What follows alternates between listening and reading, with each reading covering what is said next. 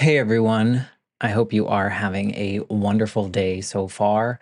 I am just dropping this special little clip into all the episodes. So, no matter what episode you're listening to, this is actually pretty current as of July 2024. I wanted to come on here and just say a big thank you to Earworthy because the Life Shift podcast was just named the best overall podcast of the year in the first Earworthy Independent Podcast Awards.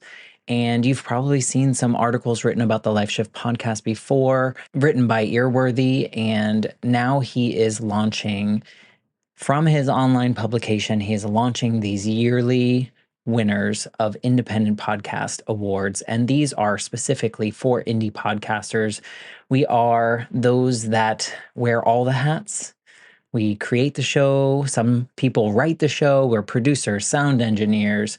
We troubleshoot all the tech. We do any kind of research if we need to. We host the shows. We distribute the shows. We do all the things that relate to our shows because we love it. And it's so nice to see my name in a list with some other amazing podcasts like Multispective, which won Best Life Lessons Podcast. Salad with a Side of Fries won Best Health Podcast. Bippity Boppity Business won Best Business Advice Podcast. And there are so many more. And so I just want to come on here and say thank you to Earworthy for not only doing these awards every year and just honoring some of us indie podcasters that sometimes feel like we're just shouting into the void, but we're not. We're just doing what brings us joy, and hopefully through that work it brings other people joy. In my case, for the Life Shift, I hope that each episode finds the ears that needed to hear it the most so that they feel a little less alone in their circumstance. But also, Earworthy writes all these amazing publications pretty much weekly, every week, every weekday, I should say, where he writes on Blogger, Medium, Substack, Tumblr, Vocal, Many Stories, and for other places. And he really just highlights the independent podcasters. So thank you, Frank, for everything you do with Earworthy and for recognizing all of us in the first Earworthy Independent Podcast Awards. If you'd like to read more, please head to medium.com/EAR hyphen WORTHY. Thanks again and enjoy this episode. I had to say something. Like, I was just like, I get if no one wants to believe me, but I wouldn't feel right or if I would just not try one more time and then someone else becomes a victim. So that is why I told my mom. But it's interesting. There was so much turmoil in my life, even like when I told my mom. It was not a turning point. It is interesting enough. Like, our life didn't get better, our relationship didn't get better just because I told her and she believed me that time. It did not. I was still so angry, and I remained angry for honestly almost 10 years. Almost 10 years. I'm in my mid 30s now, and it wasn't until I really had my second daughter when I turned 30 that I realized I need to start healing some things. Welcome to the Life Shift podcast. I'm Matt Gilhooly, and today's guest, Alyse Maslonik, is a survivor of abuse, and she shares how she used her anger from these moments to fuel her life and help others. Alyse's journey started at a young age, where she had to live in an abuse shelter, and she experienced that abuse from her stepfather for many years. She also had to deal with the pain of not being believed by her mother when she finally spoke up about that abuse. Throughout her life, Alyse struggled with feeling like she never had a safe place to call home, and she found herself in toxic relationships, mistaking them for love. But through her journey of healing, Alyse has learned to recognize what real love is. Her story is a powerful reminder of the impact that abuse can have on a person's life and how it can affect their ability to love and to trust. But it's also a story of resilience and strength, as Alyse has found a way to turn her pain into something positive. By holding onto her anger, she was able to use it to propel herself forward and create change. So in today's episode, we'll explore the topics of abuse, love, anger, and creating change with all of it. I hope that Alyse's story will inspire and empower you to recognize your own strength and never give up on that journey of healing. But before we get to the episode, I want to thank Brian and Sari and Nick and Gail for sponsoring one episode a month on the Patreon page for the Life Shift podcast. These contributions help to fund the show's development and the monthly costs. I appreciate any support you may want to provide, including simply just sharing an episode with people you think might like the show. So if you're interested in directly supporting the show, please visit patreon.com/The Life Shift Podcast. And without further ado, here is my conversation with Alyse Maslonik. I'm Matt Gilhooly, and this is The Life Shift, candid conversations about the pivotal moments that have changed lives forever.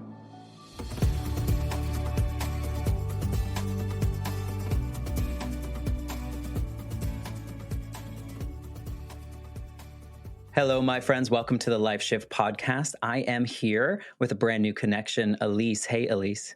Hi, how are you? I am very well. Did I say your name right? Yes, Okay. yes, you did. That would be embarrassing, right? If you corrected me. You're like, actually, it's whatever. That would be something else. How are things going in your world today? They're going great. I'm so happy to be here. Awesome. And we were talking before we recorded that you are working on a book, and I'm assuming that that book is somewhat related to the story that you're going to share today.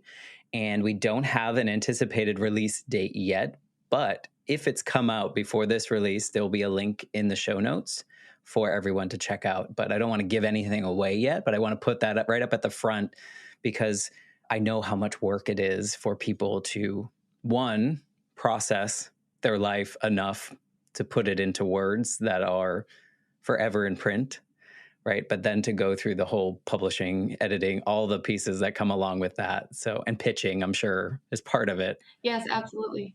Yeah. How excited are you for it? I'm really excited. It's actually always been a dream of mine. I wrote in my journal whenever I was 13 that I wanted to write a book. And I always wanted the title, my nickname as a child was Allie. And I always wanted to write a book called Where's Allie? And really talk about the identity crisis that I really had as a young child. And I didn't know who I was. And it is actually titled The Anger She Keeps, a true story of rage and redemption. And it really is about how society tells us, especially as women, and victims of trauma and abuse, that we shouldn't be angry and that we have to let that go and be the bigger person. And to be the bigger person, you have to release all of that anger. But my book is really about, what do you do when you don't get rid of that anger? How do you become, healed through that process of when that anger burns so bright and there's no way to put it out? What do you do? Are you a bad person? And it's really, really cool because I've learned through that process that anger is so powerful.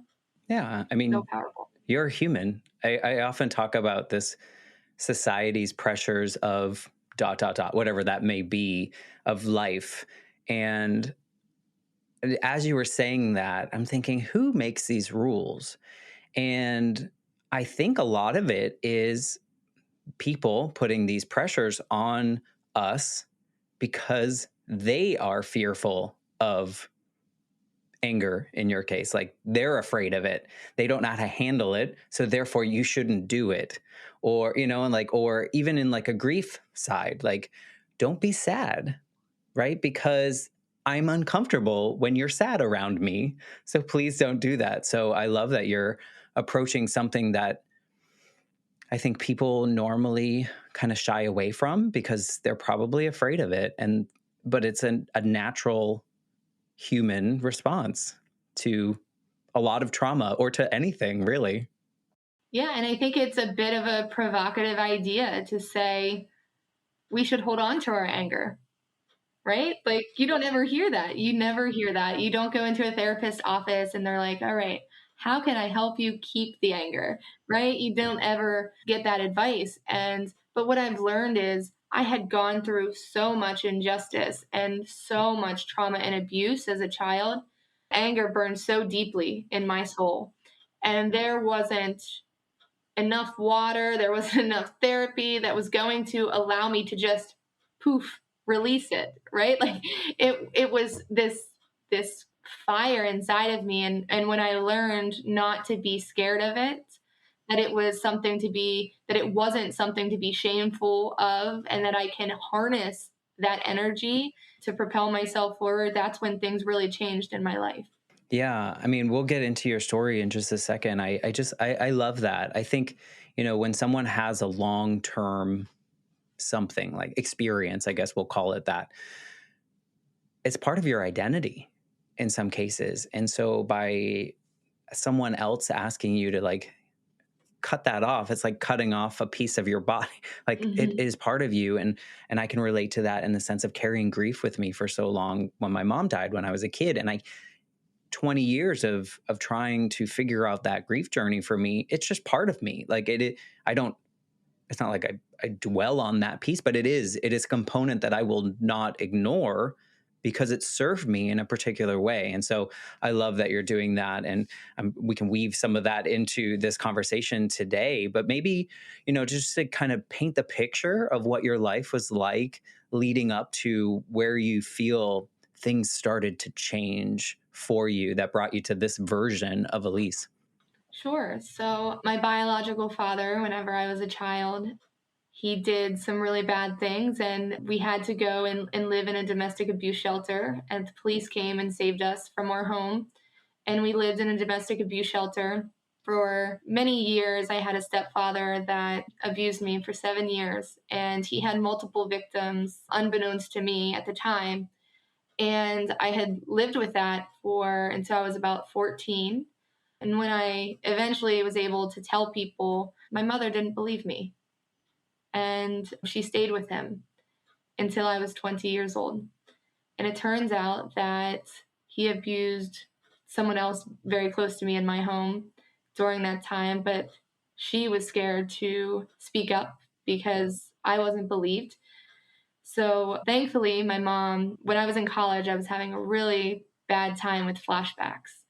And I had reached out to my sister and I said, I need to tell my mom and she needs to understand that I'm not lying. Like, I'm not lying and she's still living with this man. And so I finally, at like 3 a.m., I texted my mom in really like a drunken stupor and said, I need to tell you something and you need to understand that I'm telling you the truth.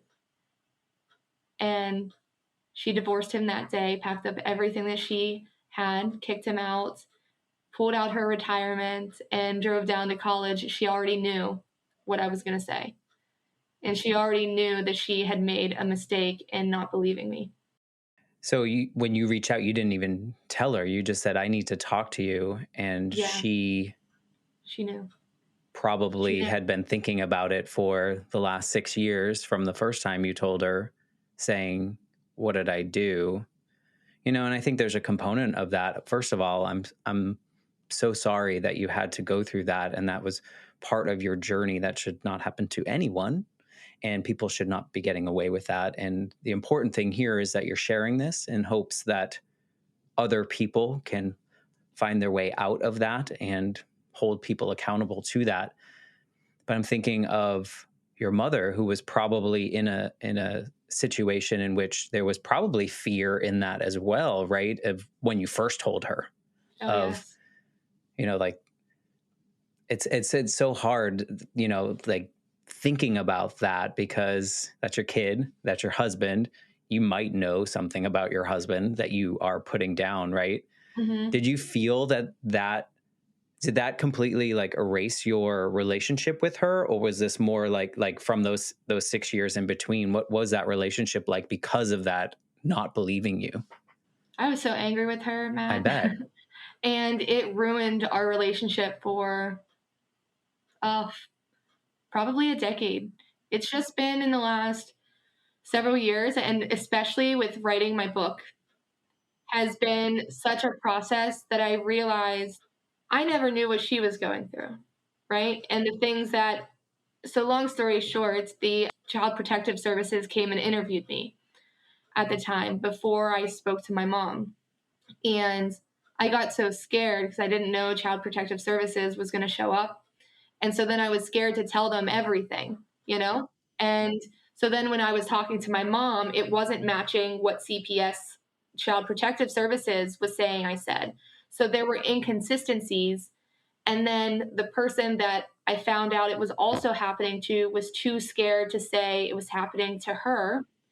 And so I'm saying, no, it's happening to her. Just ask, just ask. And she would be like, no, I don't know what she's talking about, you know? And I think for my mom, it's everyone always asks me that, like, how do you have a relationship with her? And I think my mom is the victim, right? Like, yeah, she was not the perpetrator. Yes, like, it's heart wrenching when the person that's supposed to love you, that owes it to love you and be there and protect you, doesn't. Like, that is really hard, especially at 14 years old, not having anyone.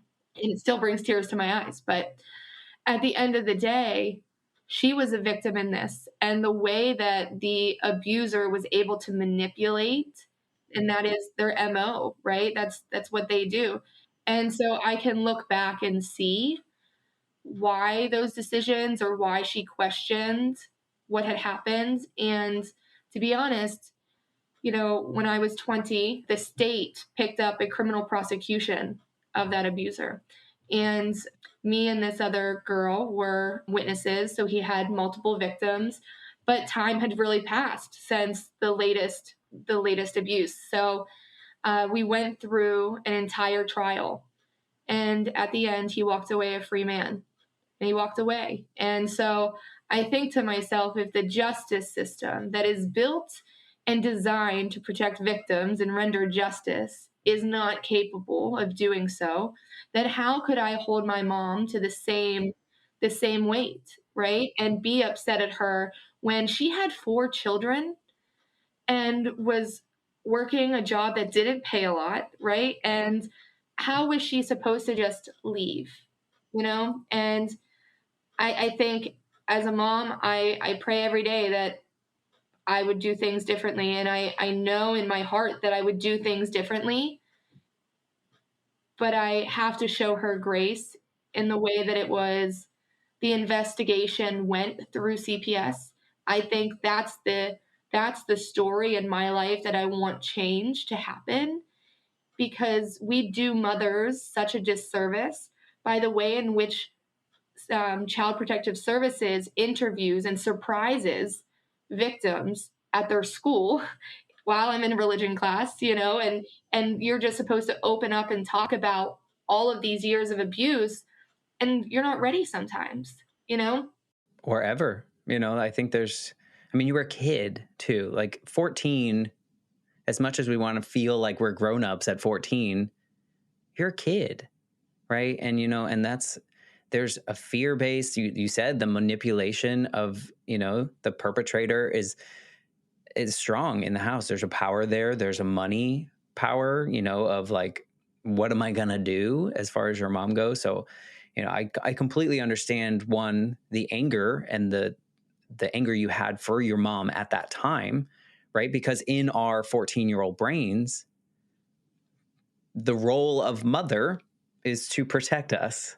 And we don't necessarily understand all the inner workings and the things that are happening to them because they're adults. They should know everything, right? In our heads, we're like, they know everything and they should take care of me. But I also know everything because I'm a teenager, right? That's such a good point too, Matt. It's like I never, because again, I'm a child, so I only see things through these glasses and these binoculars, right? So I couldn't fathom what was going on behind the scenes, that she was meeting with CPS and having meetings, and they were telling her, well, maybe it was the previous stepdad that abused them and she's just having dreams that it was him, you know? And so they're pouring all of this into her, saying that they're the experts, right? So she's trying to listen to the experts. And meanwhile, her daughter is really drowning with no one. And now I'm living with my abuser, and now he knows that I told. Yeah. And I have to live with him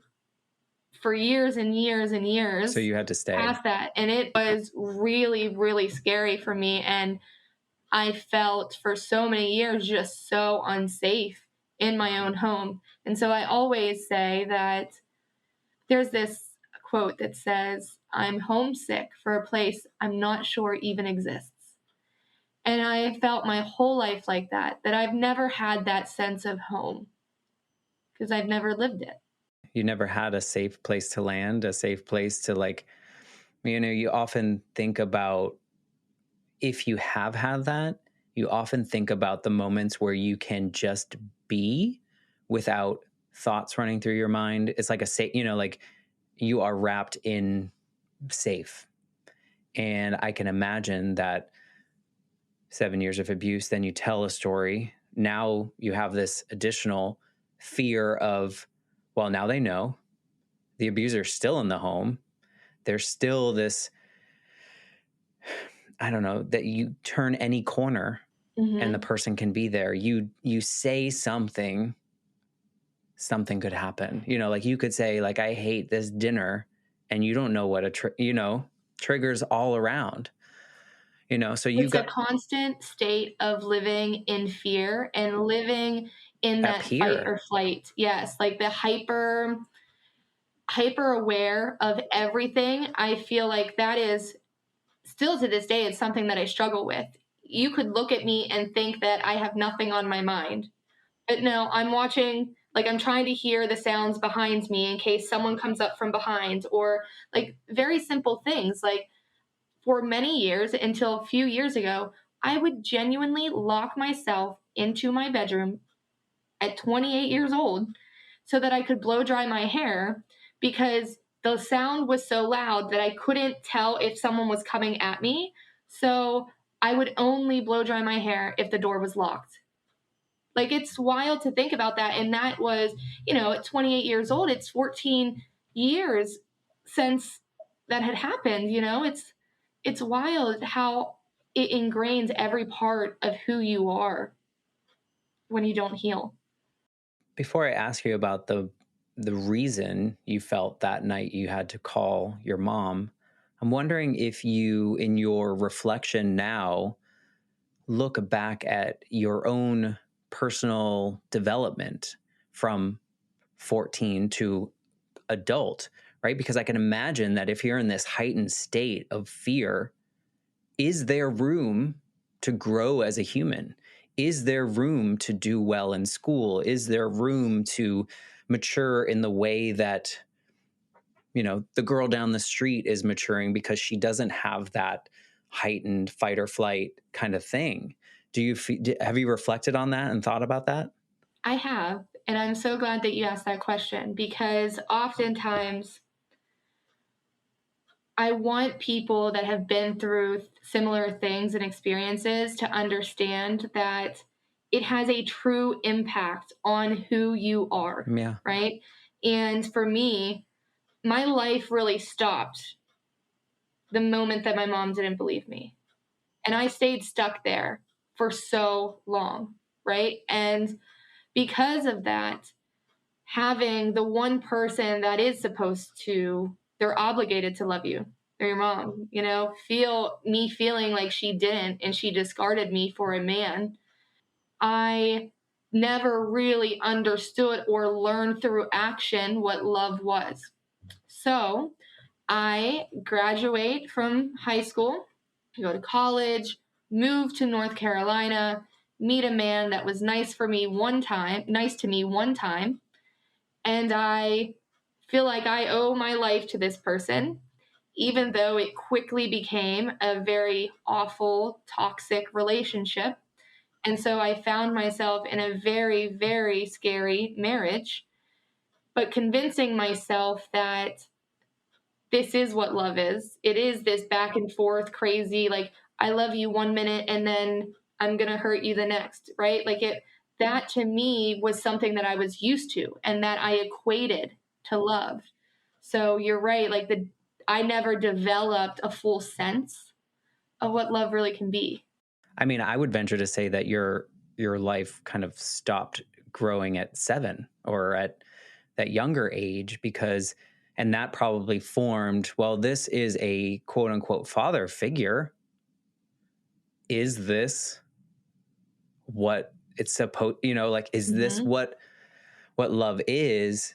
And your description of falling into a relationship because someone showed you one tiny morsel of niceness is Mm-hmm. probably very, very common. Mm-hmm. And I would almost equate it to, and please forgive me, I don't mean to discount this at all, but someone going through like a depression, Mhm. someone that is depressed, staying in that depression state is very much like a comfort, like a blanket, like it's familiar. Mhm. I feel at home. I feel that this space is. And I wonder if, in its own strange way, did that relationship feel comfortable Mhm. because of what That it is was? that is another really good question because again, when I say like I never felt home, right? Because my home was so chaotic, right? It was just chaos. So I grew to love chaos, right? Like, or I could at least anticipate You it, knew or how I to function knew, in it. yeah, I knew how to function in it. So anything that was stable scared me, Yeah. Because scared me. when's the next hat going to drop? Yes. And I would what is that called? Self destruct or anything when it got stable. It was like, I don't know how to live in this space. Yeah. Sabotage it. Yes, absolutely. And it's so interesting because during the time, whenever I was 15, I met a boy. His name's Jordan, and he is now my husband. And I loved that boy, whenever I was younger, and he was always just so stable in this like chaos. And I used to always like going through life still be in love with him after I had moved away and I would just remember like how strong and steady he was. And it was just something so different than what I had ever had. And the really cool thing is after I finally escaped that marriage, I moved back to Pennsylvania and he and my husband, picked up right where we left off when we were teens. But for a long time, it was so hard to recognize myself and this as love. He's a person that shows love through his actions. Acts of service is certainly his love language. For me, I learned that people just need to tell me they love me and then I will feel like that's love. And they could treat me terribly, Right. right? But as long as they're saying they love me, I felt and equated that to love. And so in the first part of our marriage, it was really difficult, Matt, because I had to shift and say, my husband now doesn't speak it to me as often as I would like, right? But through actions every day, he shows me that he loves me. Whereas the other side was they would tell me they love me, but their actions never equated to that. And I can imagine that seeing those acts of love that were like genuine was probably also jarring too. Like, is this real? Like, what is this? What's the motive? What's behind this? I'm sure that there's a lot of that.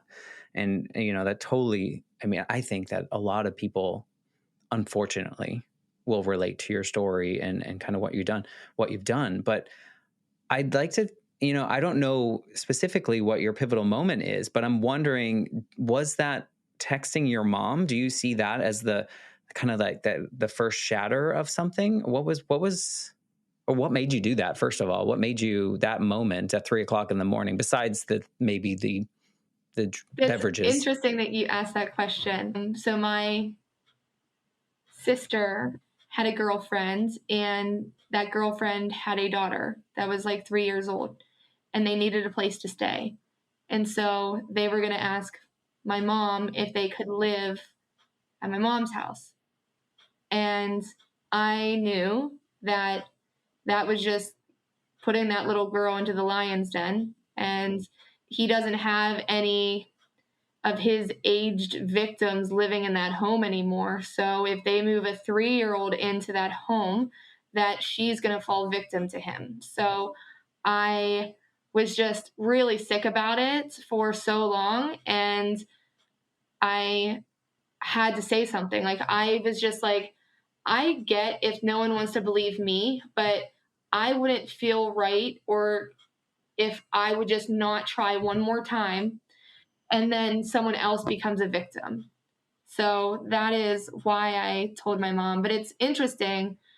There was so much turmoil in my life, even like when I told my mom, it was not a turning point. It is interesting enough. Like our life didn't get better, our relationship didn't get better just because I told her and she believed me that time. It did not. I was still so angry. And I remained angry for honestly almost 10 years. Almost 10 years. I'm in my mid 30s now. And it wasn't until I really had my second daughter when I turned 30 that I realized I need to start healing some things. Do you think that, we're just going to assume here, we're going to make assumptions here that your mom was always waiting for that text message to find, because she was too afraid to make the first step. And so, like, you opened the door a little bit so she could escape? That's a good question, too. I'm so glad you're asking me this. At the time when I told my mom is the smartest woman I know. She is smart, and life was not kind to her in any way, shape, or form. She really got the short end of the stick.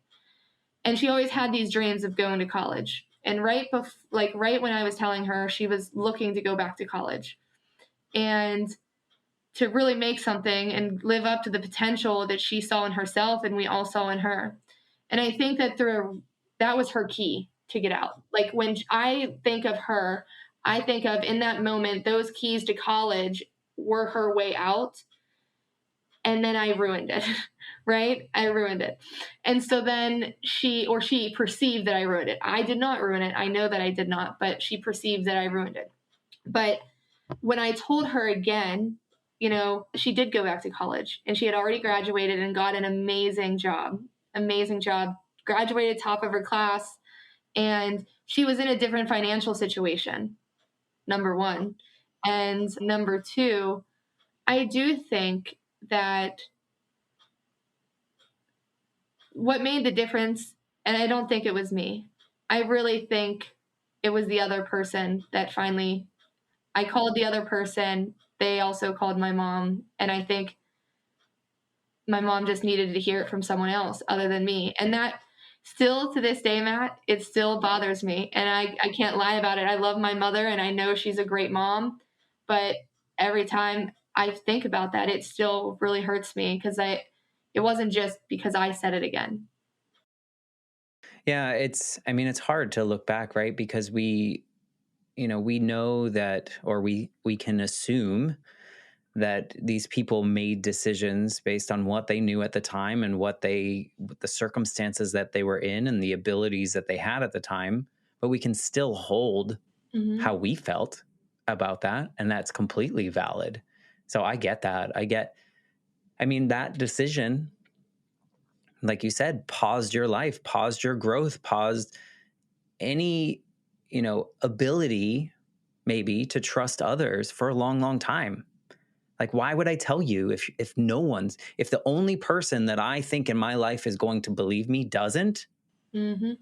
What's the point, right? I can see that that's how someone would develop and hold that because, again, you're a kid, right? Like, you don't have all the ability to understand all the nuance in life when you're 14 years old, especially when you've been stunted since you were 6 or 7. And then I think, too, another really important point that I think a lot of people will resonate with is when you have someone that's supposed to be there for you and they're not. And then they're saying that, no, this didn't happen when you're like, wait, it did. I lived it. Like it did happen. Then when you get into a relationship, right, with someone that can become abusive, right? When you're like, ouch, you hurt me, right? And they're like, no, I didn't. It's so hard. It is so hard. And I see how women and I don't mean to just say women, but women and men and everyone can get into and be stuck in abusive relationships because my mind was developed to not trust what I am feeling, what I am seeing, and what I am experiencing. And so whenever I had my first big relationship, I'm literally have had two relationships, my husband and this one. And it was because I could not trust myself in when he would do bad things and he would say he wasn't, I would believe him over me because no one ever believed me. Right? So it perpetuated this trauma because it developed in me that inability to believe me. Yeah, like it's like gaslighting yourself Mm-hmm. essentially. at that Yes. point, because you were gaslit for so long. You're like, well, let me just absorb that. And I'm just going to, I don't need other people to do it. I can do it to myself at this point and continue that on. Yeah. I think, I think it's so relatable, unfortunately, right? Like, I feel like that's terrible that it's relatable because, you'd think, like, we think of us as like fully formed humans that can do all these things, but things in our past will stick with us and form us, and especially in your situation in which it was like stunted in a way, and that you were kind of living as that 14-year-old probably in that relationship, right? Like, when you were in that abusive relationship, you were probably still thinking as that 14-year-old to in whatever decisions you were making because they were out of fear. Absolutely. And it's so true. I look back at like the decisions, my gut was telling me not to get married. Don't do it. Right. But then I would think like my 14-year-old self and think, no, Alyse, you're just making this up. It's not that bad. It's fine. And so it was really a lot of how I developed and what my mom had done to me that I made those decisions to move forward with a marriage that I knew was really bad. It's so interesting. And I know that there's other people out there that have felt the same thing. And so often you can get so down on yourself. And I just want people to know that it is normal. It's not, you're not weird, or you're not broken, or you're not, this is a normal reaction to abuse. And if you're feeling like you can't understand your own reality, because or you shouldn't believe your own reality. It's just take that moment for a second and believe yourself one time. If you're going to believe yourself at any moment, let it be that, and go and really try to start healing that part of you, because until you can overcome that, it will be a cycle that you live in and you think you escaped, but it'll come right back. What was the trigger that kind of got you to start that healing journey? Like, what was there any specific thing that kind of like, okay, it's time? Yeah, I don't ever talk about this, but my ex-husband, we were separated at the time, and he had become a heroin addict. And I got a call that he ran someone over and killed them while he was high on heroin. And they asked me to, like, his parents asked me to come. I drove from South Carolina to North Carolina to the crime scene, and it was awful. He was like 112 pounds, 6'1", where it's like August in North Carolina, it's like 90 degrees, and he's wearing sweatpants and a hoodie, and he they were like asking me, they're like, you're gonna come back, right? He needs you. Like, if you don't come back, I'm gonna lose my only son. And I remember standing there, and there is literally the man's dead body on the ground, and they're asking me and telling me I need to come back. And I remember thinking, oh my goodness, like, am I crazy? Because this is my moment that just solidified I need to run, right? Like, I need to finally, like, not just be separated, but like file for divorce and be done. But they're telling me I need to come back. So it was like so hard for me. So I ended up checking myself into a mental health hospital Good for you. for 72 hours, so that, not because I felt like I was crazy, but I needed everyone else's opinions to stop for a second, if that makes sense. Like, I'm thinking of what my mom would do, what his parents wanted me to do, what he wanted me to do, and it all was not aligning with what my soul was telling me to Yeah. do. And I had gone my whole life not listening to my soul because I was double guessing from everyone else's inputs and my experiences, and I wasn't going with my gut. And so I checked myself in. That's amazing.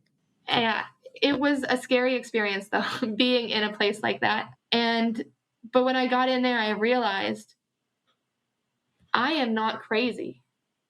I am surrounded by crazy, and I am surrounded by people in my life that just are taking everything from me that they can and leaving the scraps, right? And so that was my biggest turning point. It was the most embarrassed, low, saddest time in my life. but it was also something that I desperately needed, because had I not gone there and drew a line in the sand to say, no, I need to listen to I need all of you guys to stop talking and I need to make this decision on my own, I would have gone back. He probably would have killed me, you know? Well, let me just tell you, from an outsider's perspective, I don't see that as the lowest. I see that as a strong point. Mm. Checking yourself into something that society tells you is XYZ terrible. Oh my gosh, you're at the end. That's strength. You knew that you couldn't do this in the space that you were in. You just needed a second. Just give me a minute to be alone with my thoughts, to make decisions for myself. I see that as so strong. How many people do you know would do that? Yeah, Not many. it's true. And if someone's checking themselves in, they're probably being forced to, right? They're probably being made to do that because something is happening, because there is a moment. But you took that as, this is how I save myself. Mm-hmm. That's huge. And like, I don't know people that would do that. So I hope someday you can see that as a moment of like, wow, like this is probably the first time you put yourself first. Yeah, it is true. I love that you say that. So thanks for saying that, because when I think about it, I guess I just wanted, and I'm sure there's people listening that can feel this way, I just wanted to be able to say that I did it on my own. Yeah. That these people didn't win, right? And so for some reason in my brain, I say, oh, well, that was me giving up and saying I need help. But really, you're right. By doing that, it was not allowing them to win. That was the moment where we see, where I saw I'm giving up and I need help, right? It wasn't. It was me saying enough, right? Yeah. Enough. And I'm going to leave all of the trauma in the past because I can't carry it anymore. Yeah, you're closing the door on them. You walk into this facility, when that door closes, you can't hear them anymore. You're in your own box of soundproof, kind of like, not literally, but like you're in this space where their echoes don't matter anymore. And do you see those 72 hours or however long you ended up staying there? Do you see those as the moment when you emerged? Did you feel like a different version of you? I did. I certainly did. I crafted a plan while I was in there. I had a son with this man, and I was really scared and how to leave. And his family was very connected to the courts. His mom worked there for 30 years, Southern, kind of situation. So we'll leave that there. Yes. So with that being said, I was really scared. And so during that time, it gave me 72 hours to, for a minute, create a plan without everyone else's input of how to get me and my son safely away and go with my gut. And I needed that. And if I didn't end up checking myself in, like, I would have never had that time to just focus on, okay, how does this play out if I make this one? How does this play out if I do this way, right? So yes, I look back at it as, when I came out of there, it was like, I have a plan to leave and a plan to leave safely. No, I think that's amazing. I think that more people need to prioritize themselves. And if it means doing something like what you did, that society, here we go again, tells us that is like a bad thing.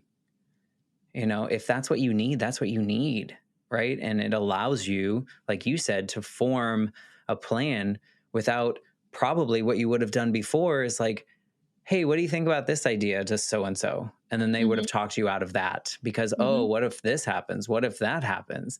Right? And now you have no one to do that with besides yourself. So Absolutely. you get the gut now that you get to find a way to trust.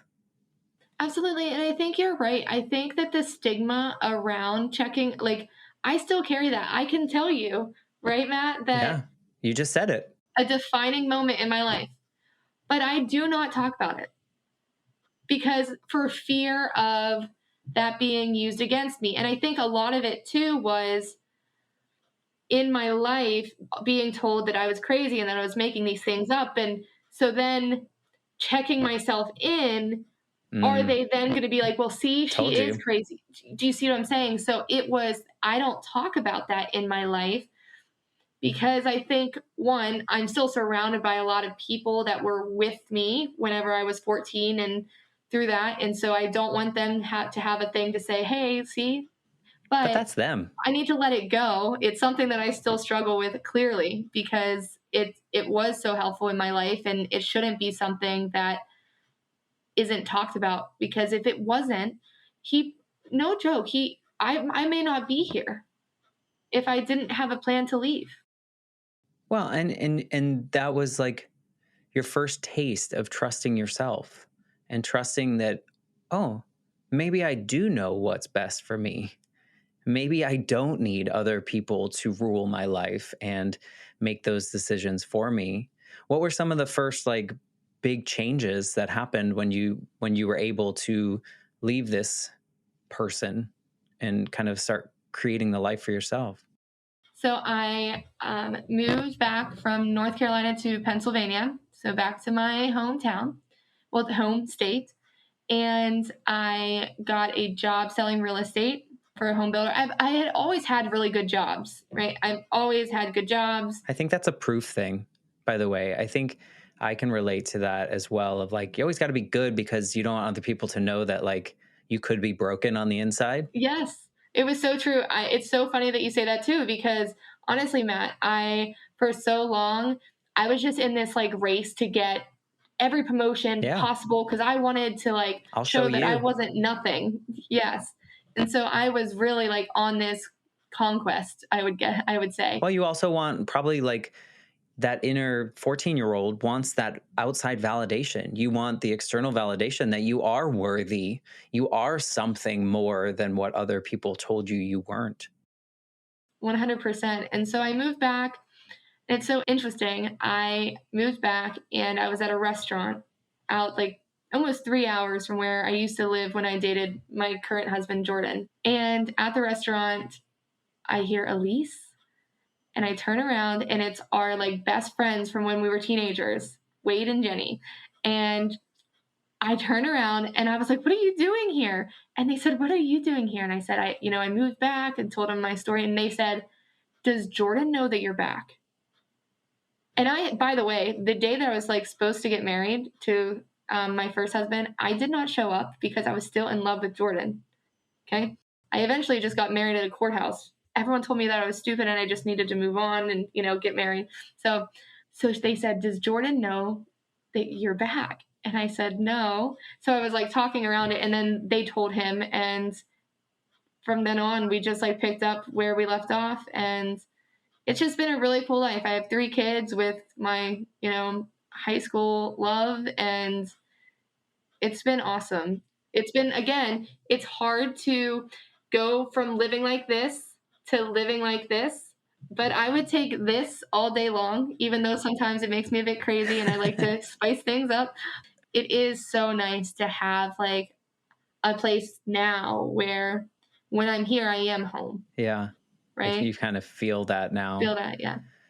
Did you notice a difference in when you started reconnecting with Jordan because now you were a different person, right? You were starting to really, I don't know, I wouldn't say like fully trust yourself yet. I'm sure there are always going to be pieces in which you have some self-doubt because of that experience that you've had. But did you find that you learned more about yourself in this relationship with Jordan?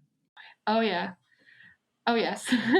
I just when we first started, like, dating again, I would literally just cry, Matt, like, cry and be like, "Why are you so nice?" Like, because I would say, like, "Hey," I would set a boundary, like, "Hey," you know, because at the time, we still lived, like, 2 hours away from each other. I lived, like, in Harrisburg, he lived towards, out here, and so I'd be like, "No, I'm not coming out towards you." And he would say, "That's fine, I'll come to you." And that had, like, to me, that never happened in my life. Like if I said no, I'm not making that drive, You'd be convinced to do it. I would be convinced to do it.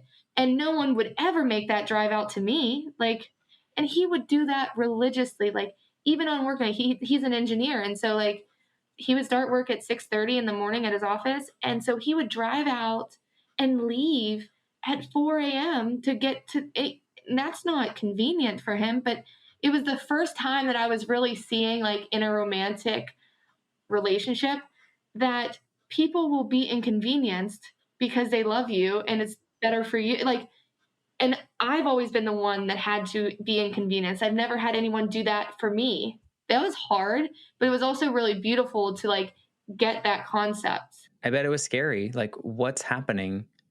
I used to have to fight for this. I used to have to beg for love or what let's quote unquote love. That wasn't love that you experienced before.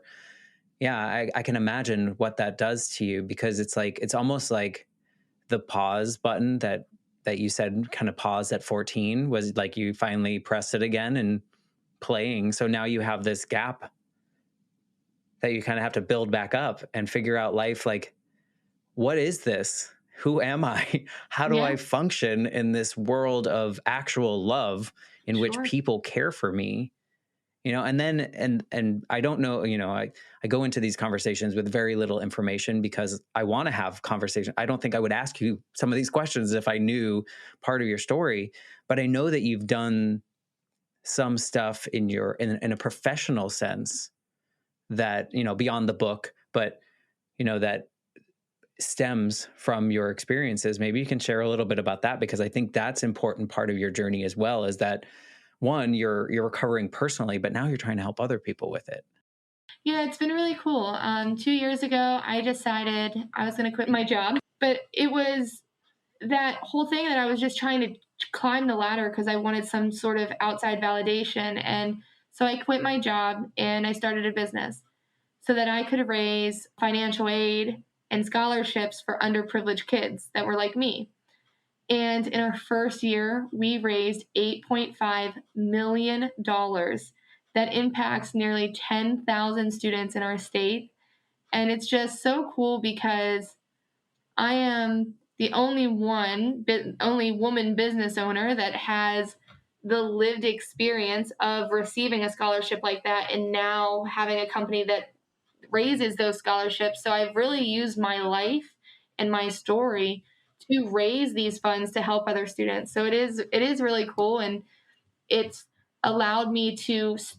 I'm always a competitive person, but I'm not competitive in that, like, I'm trying to run away from my past anymore. Where I was in corporate America, just wanting to climb the ladder in every promotion so that I could say, "Look, I'm not that person."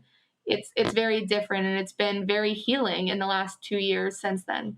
That's amazing. And it's your company is solely trying to raise money for these scholarships. Is that like the full-time gig, or does it have other components to it? Yeah, there are other components. So we help. We have, like, enrollment technology. So we help, private and non-public schools grow enrollment. And but I would say about 90% of our business is raising those scholarships, and It's we don't keep amazing. a single dime of the scholarships that we raise. So we don't charge, like, a commission or keep any of it, which is really cool to me. And the other really cool thing is always a dream of mine. We have what's called the Triumph Over Tragedy Scholarship Award. So it's something that from our profit every year, I give additional students that have really been through some traumatic experiences, but that have remained resilient in the face of adversity. We give them additional funds for college or trade school or whatever they need it for. We are that hand up to them that can make a really big difference. So that's been awesome. That's amazing. I mean, I think it's just really hard to get out of that cycle, right? And it took you a while, but you did.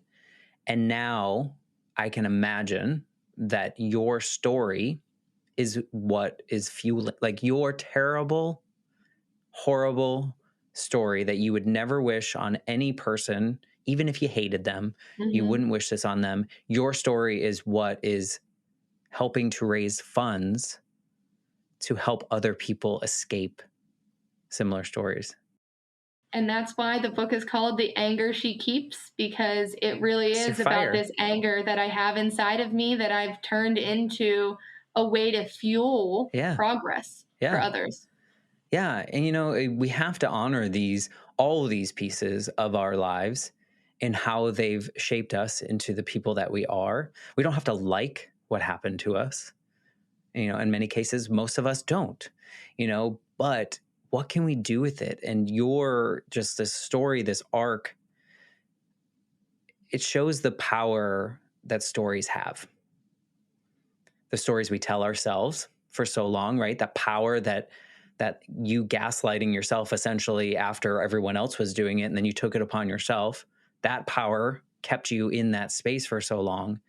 And then you were able to be brave and check yourself into this space to give yourself just some quiet, just like shut all systems down, essentially, like all the ones around you, and be able to get out and then start building your own story, not the story that everyone else was telling you to tell yourself. Man, it's really inspiring. And I'm so moved by what you shared, because when you started out, I was like, like, honestly, like this is tragedy upon tragedy, and no one should have to go through that. But look what you've done. Do you look back on that and you're like, shit, this really sucked, Yeah. but ... Mm-hmm. Yes, that is so true. I look back on my life and I am moved to tears of gratitude. Like, Isn't that weird to say? yes, it is. It is. It's so weird. But I wake up sometimes and I'm like driving to my office, that I have an office that I have, like, and I just cry, but not sad. Just like, I wrote in my journal when I was 13 years old, this is not the existence that God wants for me. I will change this cycle. And I look back and I think about that moment so often, that when life was so dark for me, for some reason, I always believed, always, that there was beauty waiting for me if I would just make it through. I always believed that. And I had never found it. So I felt like I kept going and going, but I was never finding it. And to arrive, it's magnificent. Yeah. Yeah. And you look back on those moments and probably like, did I have to go through that to be this version of me? I mean, my mom died when I was 8, and people often ask me, like, if you could go back in time, would you change it? And I'm like, well, knowing who I am now and where this journey has brought me and how crappy that 20 years of trying to grieve her was, that made me this version of me. Mm-hmm. That made me have this podcast. That made me have this conversation with you. And who knows who's going to listen to this and change their circumstances or feel less alone in their circumstances, or just know that there's some hope, right? That you can kind of get out of the cycle that was created for you and then you perpetuated, and then it just, at some point it gets too much and you got to get out. Thank you for sharing your story with me and having this conversation and sharing the part that you felt was really, I don't know if the word embarrassing is it, but for sharing that, because I think that was your strength. Yeah, you're welcome. Like I said, I don't talk about it often. It was hard for me to even include it in the book, but they were like, you need to include this in the book. So, no, I appreciate you having a space for people to share their stories, because I was that person that had no hope. And hearing someone else's stories and knowing that there was someone out there that their parents didn't believe them, or that they had gone through this and their life is good now, I would have appreciated that back then. I like to kind of wrap up the conversations with a question, and I'm wondering if you could go back to Alyse right after you told your mom and she didn't believe you, and this version of you knowing all you know. Is there anything you could do or say to her or you would want to do or say to her? I think I would just say that if I know now that, Mom, I know it's really hard to understand, and I know your background and your lived experiences, but I'm telling you, I am telling the truth, and do not spend the rest of these 6 years with this man. I don't think knowing I would have been kinder to my mom during all of it. What about to your 14-year-old self? I don't know. I don't know. I think just giving her a hug and saying that, like, if I would have known that upwards of 90% of parents do not believe their children whenever they tell them about abuse, I wish someone would have told me that back then, because I felt like I was the only one that had a mom that didn't believe me, So I think, armed with that knowledge, I would have shared that with myself. And a hug. I heard so many Yes. people just say, like, there's really nothing I could say, but that person just really needed a hug. They needed to know that they were loved, and they will be loved, and they will be loved in the right way at some point. Thank you for sharing your story on the Life Shift podcast. I really appreciate it. And we will share the information so people can find out about your company and what you're doing for the kids in your area, and kind of building that life. And then when you get that book information, we will share that as well. So I appreciate you, and thank you for being a part of this. Yep, you're welcome. Thank you so much. Of course. And if you are listening to the show and you enjoy it, please just leave a rating, maybe a little written review. That would be lovely. And we will be back next week with a brand new episode. Thanks, Alyse. Thank you.